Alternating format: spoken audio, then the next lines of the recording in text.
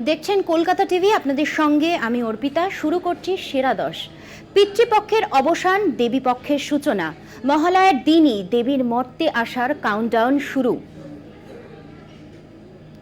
এই দিনই পূর্বপুরুষের স্মৃতিতে তর্পণ করেন উত্তরসূরিরা। সকাল থেকেই জেলায় জেলায় নদীর ঘাটে তর্পণের ভিড়। বৃষ্টি ভেজা মহালয়ায় তর্পণে মানুষ। গঙ্গা সহ বিভিন্ন নদীর ঘাটে উপচে পড়া ভিড়। মহালয়ার পূর্ণ লগ্নে হাওড়া গঙ্গার ঘাটে ঘাটে মানুষের ঢল। পূর্বপুরুষকে তিল জল দান করে তর্পণ করেন উত্তরসূরিরা। হাওড়া সিটি পুলিশের পক্ষ থেকে হাওড়া শহরের যেসব গঙ্গার ঘাটে তর্পণ চলে সেখানে বিশেষ নজরদারি চালানো হয়। ব্যারাকপুর মহকুমার বিভিন্ন ঘাটের ঘাটে হলো তর্পণ। পূর্বপুরুষদের উদ্দেশ্যে তর্পণ করতে ব্যারাকপুরের বিভিন্ন ঘাটে ভিড় জমান কয়েক হাজার মানুষ। এদিন পুলিশ প্রশাসনের পক্ষ থেকে বিশেষ ব্যবস্থা করা হয়। ব্যারাকপুর শিল্পাঞ্চলের গঙ্গার বিভিন্ন ঘাটে মোতায়েন করা হয় বিশাল পুলিশ বাহিনী। ভোর রাত থেকে গঙ্গাসাগরের সমুদ্র তট জুড়ে চলছে তর্পণ। উলুধ্বনি, শঙ্খধ্বনি এবং ধূপধুনোর গন্ধে মোহময় হয়ে ওঠে সাগর তট। রাজ্যের বিভিন্ন প্রান্ত থেকে হাজার হাজার দর্শনার্থীরা এসে উপস্থিত হন গঙ্গাসাগরের বেলাভূমিতে। কপিলমুনি মন্দিরে দীর্ঘ লাইন দিয়ে পুজো দেন অগণিত দর্শনার্থী। দর্শনার্থীদের সুরক্ষার কথা মাথায় রেখে গঙ্গাসাগরের কপিলমুনি আশ্রম চত্বর থেকে শুরু করে সাগর তট জুড়ে মোতায়েন করা হয় বিশাল পুলিশ বাহিনী এবং সিভিল ডিফেন্স। সাগর ব্লক প্রশাসনের পক্ষ থেকে দুর্ঘটনা এড়াতে সমুদ্র তটে চালানো হয় লাগাতার মাইকিং। মুড়িগঙ্গা নদীতে সমুদ্র তট জুড়ে চলে তর্পণ। মহেশতলায় নঙ্গি ফেরি ঘাটে হুগলি নদীতে মহালয়া তর্পণ করতে ভোর থেকে পুণ্যার্থীদের উপচে পড়া ভিড়। 34 নম্বর ওয়ার্ডের কাউন্সিলর গোপাল সাহার উদ্যোগে 30,000 মানুষের জন্য তৈরি হয় ভোগ, দেওয়া হয় জল ও কফি। পাশাপাশি চলে বিভিন্ন অনুষ্ঠান। পুণ্যার্থীদের জন্য কড়া নিরাপত্তার ব্যবস্থা করে ডায়মন্ড হারবার জেলা পুলিশ। চলে হুগলি নদীতে নজরদারি।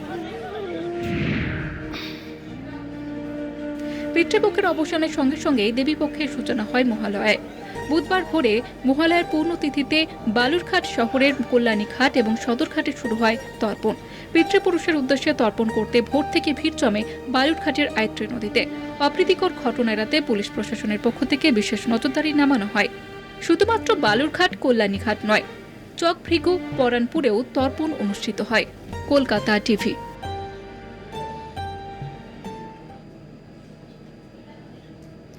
বাঁশডনিতে পে লোডারের ধাক্কায় স্কুল পড়ুয়ার মৃত্যু। কাউন্সিলরের বিরুদ্ধে ক্ষোভ। পুলিশকে ঘিরে বিক্ষোভকারীদের মার বহিরাগতদের। পরিস্থিতি নিয়ন্ত্রণে আনতে এলাকায় পুলিশের রুট মার্চ। টিউশনে যাওয়ার পথে মৃত্যু। নিয়ন্ত্রণ হারিয়ে পে লোডারের ধাক্কা স্কুল পড়ুয়াকে। ঘটনাস্থলে মৃত নবম শ্রেণীর ছাত্র। বাঁশদ্রোণীর দীনেশনগরের বাসিন্দা সৌম্যশীলকে পিষে দেয় রাস্তা মেরামতির কাজে যুক্ত পে লোডার। ঘটনার পর চালক পলাতক। একটা বাচ্চা গাছের পিছনে লুকিয়ে ছিল, এসে এমন ভাবে মেরেছে, নাক দিয়ে, মুখ দিয়ে, চোখ দিয়ে অন্তত রক্ত বেরোচ্ছে। কেরাম জোরে মেরেছে ভাবুন। মদ খেয়ে গাড়ি। দ্রুত অগ্নিগর্ভ হয়ে ওঠে এলাকা। ঘাতক পে লোডারটি ভাঙচুর করা হয়। কাউন্সিলরের বিরুদ্ধে ক্ষোভ উগরে দেয় এলাকাবাসী। কাউন্সিলর না আসা পর্যন্ত পুলিশকে আটকে রাখার চেষ্টা হয়। পুলিশকে মারধরের অভিযোগ। কাউন্সিলর এখন ওসি বলছেন বাঁশদ্রোণী থানায় আছে। বাঁশদ্রোণী থানায় উনি গা ঢাকা দিয়ে কেন রয়েছেন? সকাল 7টার সময় ওনাকে ফোন করে জানা হয়েছে। স্থানীয়দের অভিযোগ, দীর্ঘদিন যাবৎ বেহাল দশা রাস্তার। কাউন্সিলরকে বারংবার সমস্যা জানানো সত্ত্বেও সুরাহা হয়নি।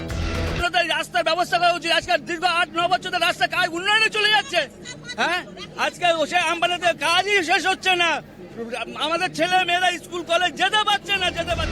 যদিও বিকেল পর্যন্ত ঘটনাস্থলে পৌঁছাননি কাউন্সিলর অনিতা কর মজুমদার।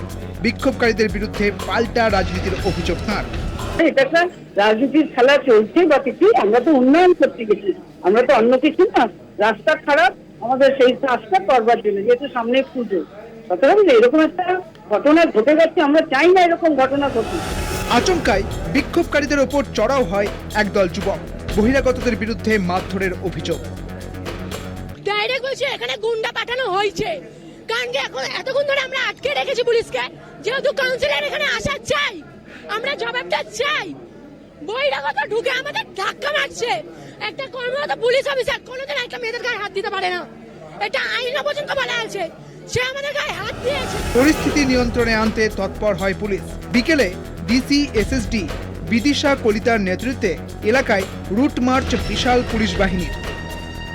ড্রাইভার যে ছিল ও পালিয়ে গেছে, কিন্তু ওকে পুরো আমরা খোঁজ করার জন্য আমরা we have started the investigation. ওর দুটো ফোন নাম্বার পাওয়া গেছে, ওইগুলো আমরা ট্রেস করছি, আর আই এম কনফিডেন্ট যে আমরা খুব তাড়াতাড়ি ওকে ধরে ফেলতে পারবো। তারপরে যেটা ল অ্যান্ড অর্ডার সিচুয়েশন হলো, আমরা ওই ব্যাপারটার উপরেও আমরা ইনভেস্টিগেট করব, কারা কারা গাড়ি ভাঙচুর করেছে, কারা কারা পুলিশকে আটকে রেখেছে, ডেফিনেটলি ওটার উপরেও আমরা ডেফিনেটলি আসি। 4 আগস্ট 2023 বরিশা হাই স্কুলের দ্বিতীয় শ্রেণীর ছাত্র সৌরনীল সরকারকে পিষে দিয়েছিল পণ্যবাহী লরি। বছর ঘুরতে না ঘুরতে ভয়াবহতার একই ছবি ফিরল কলকাতায়। পথের বলি আরও এক কিশোর। ক্যামেরায় সুবীর ঘোষের সঙ্গে শুভঙ্কর মণ্ডলের রিপোর্ট, কলকাতা টিভি।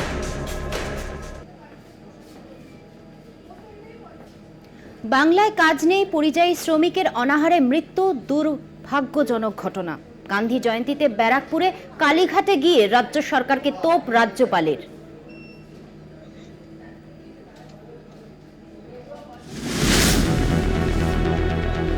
রাজ্য সরকারের বিরুদ্ধে আবারও সরব রাজ্যপাল সিভি আনন্দ বোস। বুধবার জাতির জনক মহাত্মা গান্ধীর জন্মদিনে ব্যারাকপুরের গান্ধীঘাটে যান রাজ্যপাল। গান্ধীঘাটে অনুষ্ঠান শেষে রাজ্য সরকারকে ফের নিশানা রাজ্যপালের। বাংলায় কর্মসংস্থান নেই, নেই খাবার, অনাহারে পরিযায়ী শ্রমিকের মৃত্যু দুর্ভাগ্যজনক ঘটনা। গান্ধীজি কখনোই এমন পরিস্থিতি চাননি, মন্তব্য রাজ্যপাল সিভি আনন্দ বোসের। Today is a day for us to introspect. It is very unfortunate that we hear reports about starvation deaths among migrant laborers from Bengal. Is this the way we treat our Daridra Narayana on this Gandhi Jayanti? This is something which is not to be there in any civilized society. Government has to decide, introspect and see that the Daridra Narayanas are looked after, that there is no starvation death in Bengal. Let that be our commitment on this occasion. 100 দিনে কাজের প্রকল্পের টাকা বন্ধ নিয়ে পাল্টা সরব শাসক দল। রাজ্যপাল বিশেষ দলের হয়ে রাজনীতি করছেন বলেও দাবি তৃণমূলের। ভারতবর্ষের যে কোনো জায়গায় অনাহারে মৃত্যু দুর্ভাগ্যজনক, চাষিদের আত্মহত্যা দুর্ভাগ্যজনক, যে কোনো শ্রমিক কাজ না পাওয়া দুর্ভাগ্যজনক। 100 দিনের কাজ যেটা গ্যারান্টি অ্যাক্ট বলে সরকার তৈরি করেছিল, সেই কাজে মানুষ টাকা না পাওয়া দুর্ভাগ্যজনক। সবই দুর্ভাগ্যজনক, এবং সব থেকে সর্বোপরি দুর্ভাগ্যজনক যখন বাংলার শ্রমিককে পিটিয়ে খুন করা হয় হরিয়ানাতে কিংবা উত্তরপ্রদেশে।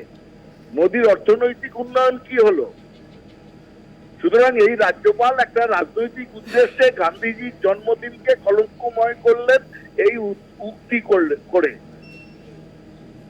এবং এদের জন্যই আমাদের এই রাজনৈতিক পরিবেশ কলুষিত হচ্ছে।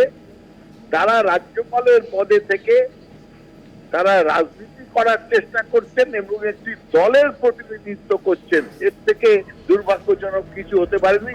রাজ্য সরকারের বিরুদ্ধে সরব বিরোধী শিবিরও। গান্ধীজি কখনো মিথ্যা কথা বলেননি, আর আজকে আমাদের যিনি রাজ্যপাল যেটা বলেছেন সেটাও সত্যি কথাই বলেছেন। হ্যাঁ, এরম সত্যি কথা বাজারে এরম ভাবে বললে অনেকের গায়ে ফসকা পড়ে, হ্যাঁ, কিন্তু এটা তো কোনো রাজনৈতিক ভাবে বলেননি। এর আগে সিপিএমও 34 বছর রাজত্ব করেছে এখানে।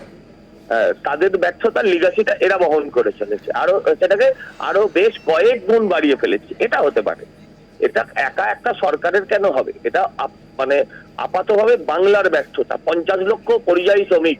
মাননীয় রাজ্যপাল যেটা বলেছেন সেই রাজ্যপাল ঠিকই বলেছেন, কথাটার মধ্যে কোনো ভুল কিছু নেই। কিন্তু মাননীয় রাজ্যপালকে মনে রাখতে হবে যে ভারতবর্ষে বেকার সংখ্যা কোথায়।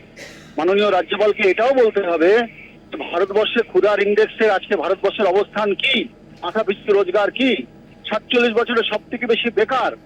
সে বিষয়গুলো শুধু যদি উনি একতরফা উল্লেখ করেন, রাজ্যের খুব অবস্থা খারাপ। রাজ্যের অর্থনৈতিক অবস্থা থেকে শুরু করে মাথার পিছু রোজগার, মানুষের রুটি রুচি রোজগার, বাসস্থানের অবস্থা খুব খারাপ।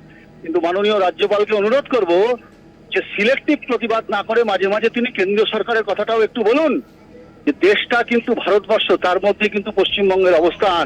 এদিন গান্ধীঘাটের অনুষ্ঠানে রাজ্যপাল ছাড়াও উপস্থিত ছিলেন রাজ্যের মুখ্য সচিব মনোজ পান্ত, উত্তর 24 পরগনার জেলাশাসক শরৎ কুমার দ্বিবেদী, ব্যারাকপুর পুলিশ কমিশনারেটের নগরপাল অলোক রাজৌরিয়া, ব্যারাকপুর লোকসভার সাংসদ পার্থ ভৌমিক সহ অন্যান্য বিশিষ্ট অতিথিরা। ব্যারাকপুর থেকে শুভজিৎ সিং এর রিপোর্ট, কলকাতা টিভি।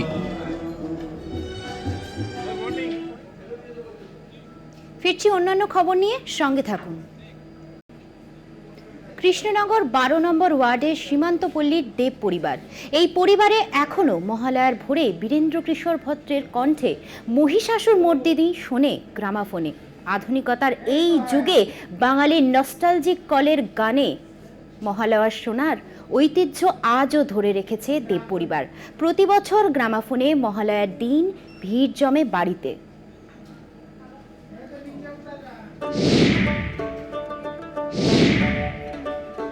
আধুনিকতার এই যুগে বাঙালির কোনো কোনো ঘরে আজও শোনা যায় হারিয়ে যাওয়া কলের গান। দেবীপক্ষের সূচনায় গ্রামোফোনে শোনা হয় বীরেন্দ্র কৃষ্ণ ভদ্রের কণ্ঠে মহিষাসুর মর্দিনী।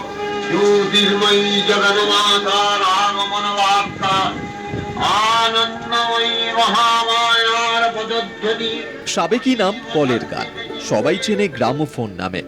বাঙালির নস্টালজিয়ায় ওতপ্রোতভাবে জড়িয়ে এই গ্রামোফোন। রেডিও, ফোন, টেলিভিশনে মহালয়ার প্রতিবেদনে এখন এই গ্রামোফোন প্রায় বিলুপ্ত, অথবা কারোর বাড়ির অ্যান্টিক কালেকশন। তবে নদিয়ার কৃষ্ণনগর 12 নম্বর ওয়ার্ডের সীমান্তপল্লীর দেব পরিবারে এখনো মহালয়া বাজে গ্রামোফোনেও। দেবীপক্ষের সূচনায় গোটা পরিবার একসঙ্গে বসে শোনেন বীরেন্দ্র কৃষ্ণ ভদ্রের কণ্ঠে মহালয়া, তাও আবার গ্রামোফোনে। দেব পরিবারের 50 থেকে 60 বছর আগের রেকর্ডার আজও প্রাণবন্ত, শ্রুতিমধুর। এমনকি ব্যবহারিক দিক থেকেও এতটুকু নষ্ট বা বিকৃত হয়নি। বর্তমান সময়ে রেকর্ড প্লেয়ার, তার যে সরঞ্জাম, এগুলো পাওয়া খুব মুশকিল।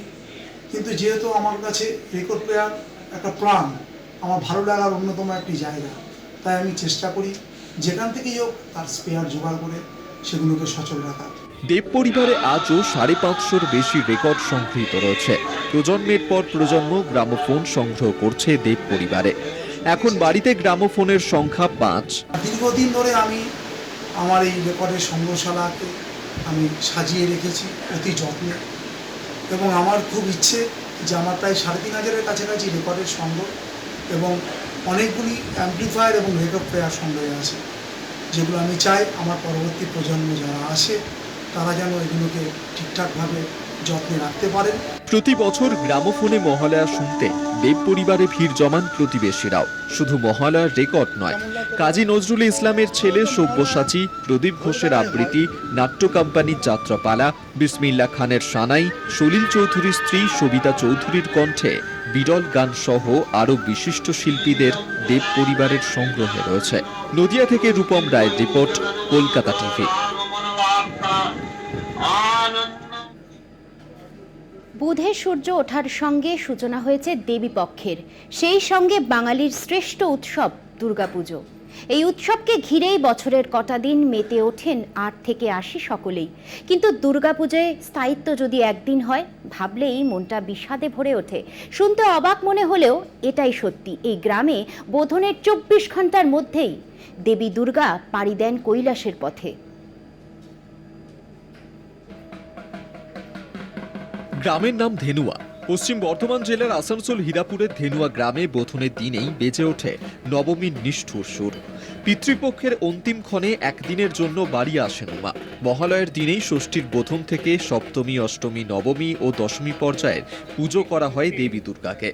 পুজো নিয়ে 24 ঘন্টার মধ্যেই পাড়ি দেন কৈলাসের পথে। আমরা যতটা জানি, যেখানে মহারাজজি ছিলেন, হয়তো উনি স্বপ্নাদেশ পেয়েছিলেন, তার জন্য হয়তো এই পুজোটা হয়। আমরা বরাবরই দেখে আসছি, আমার শ্বশুরমশাইও বরাবর এখানে সেবা পুজো ইত্যাদি করেন। আর হচ্ছে এই পুজোটা এমনই যে শোনে সেই এই পুজোটা দেখার জন্য মানে উৎসাহভাবে এখানে আসে দেখার জন্য। একদিনে পুজো, একদিনে ষষ্ঠী, সপ্তমী, অষ্টমী, নবমী, দশমী একদিনে হয়। তারপর 12টার থেকে নরনারায়ণ সেবা হয় এবং মায়ের ঘট বিসর্জন হয় আপনার বিকেল 5টা। একদিনের জন্য মাকে এই আমাদের এখানে আহ্বান করা হয়েছে। পশ্চিম বর্ধমান জেলার আসানসোল হীরাপুর ধেনুয়া গ্রামে কালীকৃষ্ণ যোগাশ্রমে 70-এর দশকে আসাম থেকে তেজানন্দ ব্রহ্মচারী নামে এক মহারাজ আসেন। তিনি মহালয়ার দিন স্বপ্নাদেশ পেয়ে এই পুজোর সূচনা করেন। এখানে দেবী অসুর বিনাশিনী রূপে দেখা দেন না। দুই সখী জয়া বিজয়াকে সঙ্গে নিয়ে বাপের বাড়ি আসেন পার্বতী।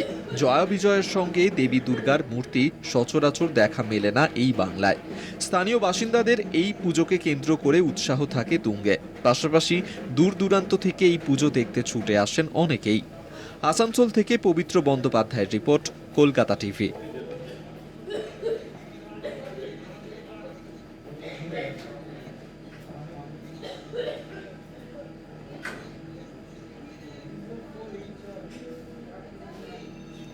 বন্যায় বিধ্বস্ত নেপাল, মৃত্যু হয়েছে প্রায় 241 জনের। এখনো পর্যন্ত কমপক্ষে 4000 জনকে উদ্ধার করেছে নেপাল প্রশাসন।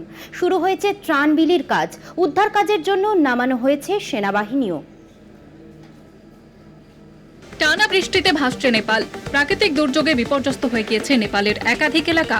48 ঘন্টা অবিরাম বৃষ্টির পর শনিবার নেপালে যে অকল্পনীয় বিপর্যয় নেমে আসে তার প্রভাবে ইতিমধ্যেই বহু মানুষ নিখোঁজ। নিখোঁজদের খোঁজার অভিযান শুরু হলেও বেশ কিছু ত্রুটিও রয়েছে প্রশাসনের তরফে, যার জন্য নতুন করে ত্রুটির কথা স্বীকার করে নিয়ে প্রতিশ্রুতিও দিয়েছেন নেপালের প্রধানমন্ত্রী কেপি শর্মা ওলি। তিনি বলেছেন, বন্যা এবং ভূমিধসের ফলে বিপর্যস্ত জনজীবন। এখনো পর্যন্ত প্রায় 4000 জনেরও বেশি লোককে উদ্ধার করা সম্ভব হয়েছে। মৃত্যু হয়েছে 241 জনের। সরকারি হিসেব বলছে নিখোঁজ অন্তত 29 জন এবং আহত কমপক্ষে 126 জন। তবে উদ্ধার কাজে তৎপর নেপাল প্রশাসন। নামানো হয়েছে সেনাবাহিনীর হেলিকপ্টারও। এখনো পর্যন্ত প্রায় 683 জনকে উদ্ধার করেছে সেনা হেলিকপ্টার, যাদের মধ্যে রবিবারই 425 জন এবং সোমবার নতুন করে 258 জনকে উদ্ধার করা হয়েছে। দুর্গতদের নিরাপদ স্থানে নিয়ে যাওয়ার পাশাপাশি চলছে ত্রাণ বিলিও। কলকাতা টিভি। সময় এখন একটা বিরতির। ফিরছে বিরতি নিয়ে, সঙ্গে থাকুন। বিরতির পর যে খবরে নজর রাখছি, দক্ষিণ পূর্ব বাংলাদেশে ঘনীভূত ঘূর্ণাবর্তের জেরে নিম্নচাপের বৃষ্টি। উত্তর বঙ্গোপসাগরে শুক্রবার নিম্নচাপ তৈরির প্রবল সম্ভাবনা। নিম্নচাপের জেরে এই সপ্তাহে বৃষ্টির সম্ভাবনা। মৎস্যজীবীদের সমুদ্রে যেতে নিষেধাজ্ঞা জারি শনিবার পর্যন্ত। দক্ষিণবঙ্গে বৃষ্টির সম্ভাবনা, উত্তরবঙ্গে ভারী বৃষ্টির সতর্কতা। দার্জিলিং, কালিম্পং, আলিপুরদুয়ারে বৃষ্টির সম্ভাবনা বেশি। এই মুহূর্তে যে খবরে নজর রাখছি, নিম্নচাপের জেরে এই সপ্তাহে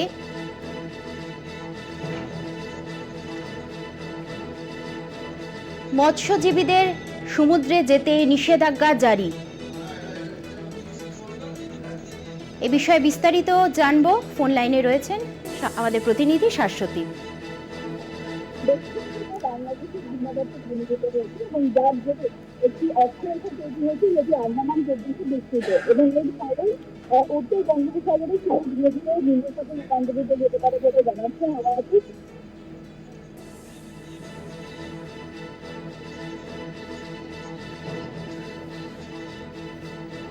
শনিবার পর্যন্ত দক্ষিণবঙ্গে বৃষ্টির সম্ভাবনা।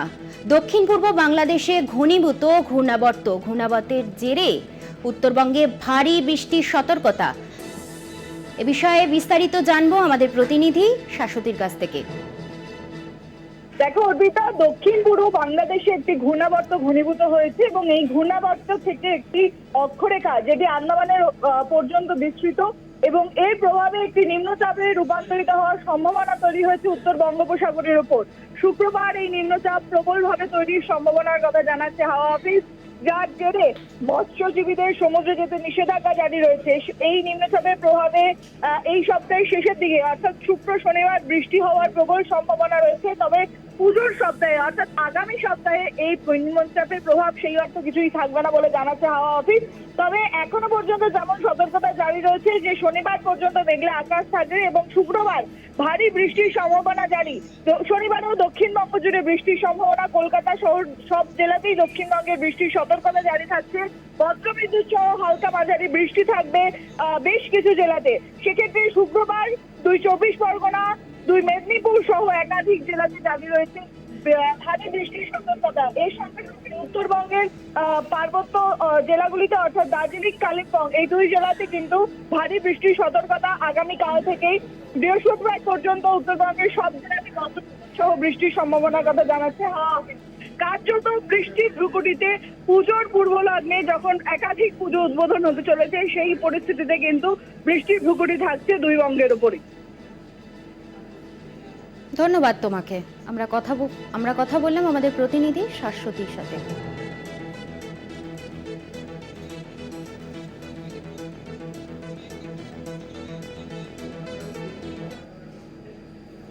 সেরা 10 আজ এই পর্যন্তই। দেখতে থাকুন কলকাতা টিভি, রাত দিন 7 দিন।